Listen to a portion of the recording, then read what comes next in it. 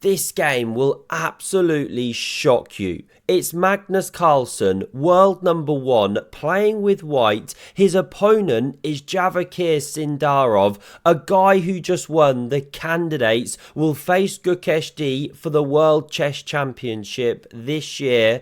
It's the World Blitz Chess Championships team event that they're playing in right now in Hong Kong. Magnus opens with D4. It's rapid, 15 minutes each. And what happens next is just unreal. We've not seen anything like this in Magnus's entire career. It is nuts. Absolutely shocking. Magnus plays the Catalan, named of course after GM Allen. He's a chess playing cat, worked for a long time as Magnus's second. What a guy.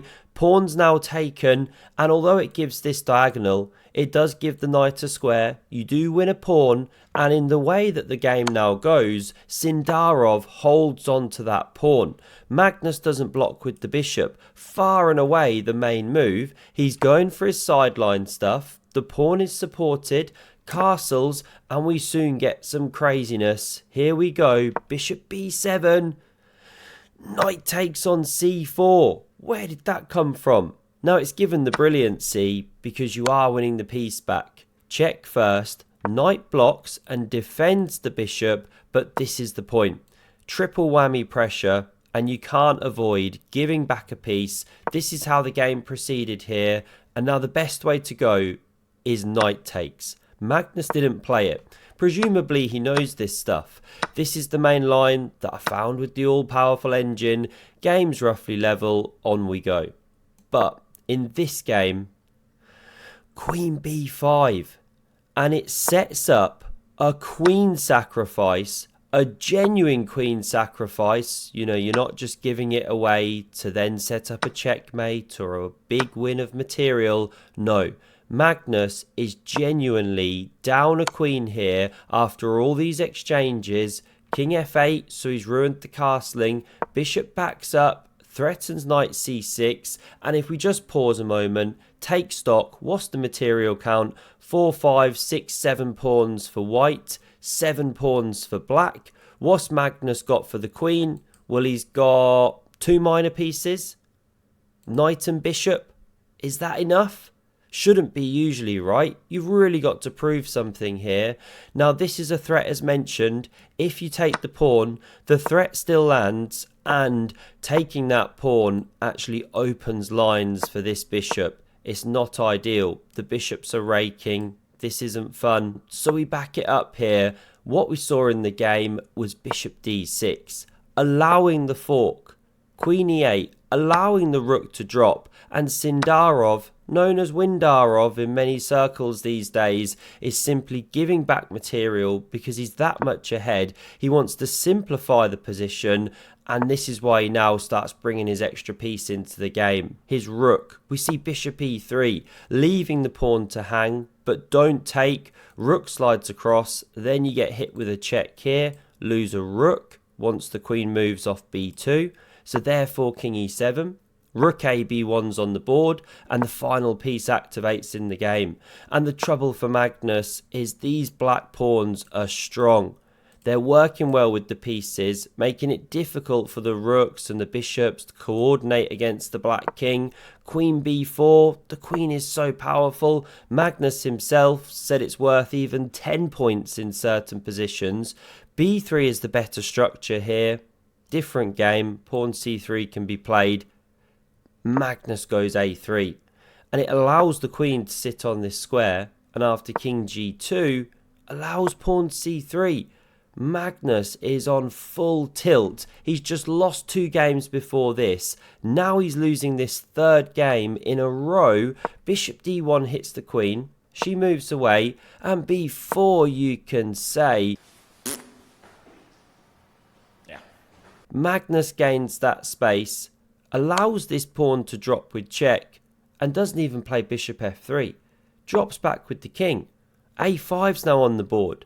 Magnus just giving material here, trying to open lines for his bishops, but it's just not enough here. He does pick up the c3 pawn. He does now activate his rooks, but look at this bishop, holding everything together. King's completely safe, Magnus is thrashing, and it's the black queen which is now ruling the roost, going for the white king soon.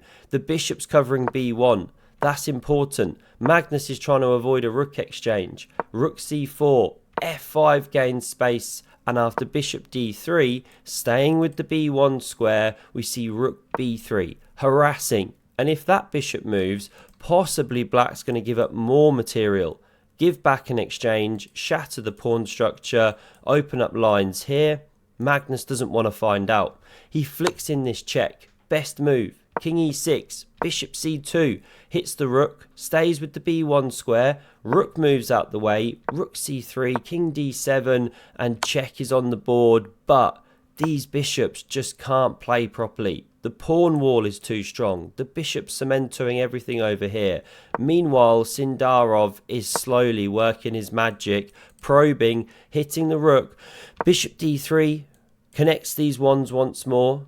e4 is now played. A wonderful connect 4. Of course, Sindarov wins something. It's a bell ringing lesson with Genie. Wonderful prize. We see this bishop slide in with the check. King d7 back. And now Magnus goes pawn hunting. However, it's a bit futile because it allows this rook exchange. And once one pair of rooks goes, it's so difficult to ever coordinate an attack against that black king. Queen b2 hits the rook. Now it is defended, but it also sets a bit of a trap. If you take here, then there's queen g7. Hit the bishop, cover the pawn, you're going to go down a piece there. So let's back it up. Magnus didn't take. He plays the rook to d1. X-ray, pin. Queen c3 is on the board. Bishop e3 now. They're both super low on time. Under a minute for Magnus here. They're getting a bit of time back per move. Bishop c4, bishop e5, and this is the big plan. Exchange those bishops, then you can get at the king. Start pushing pawns, opening lines. Even without the c-pawn, this is a lost position. Rook d1, queen c2, probing once more. Don't blunder your rook. Magnus moves back. We see some repeat, but of course Sindarov's not going to let Magnus off that easy. Check is on the board here. King d7. We're approaching move 60 here, but Sindarov's still well in control. Fully ahead with that extra queen. It's overpowered. Queen c3. Again, you've got the same bishop trap problems, so Magnus lifts this rook. Intercepts that connection, goes for the munch of the whole chain, and Sindarov says go for it. Take on h7, which Magnus does, but look at this. With the rook on d4, with this one now way offside, these black pieces now start coordinating.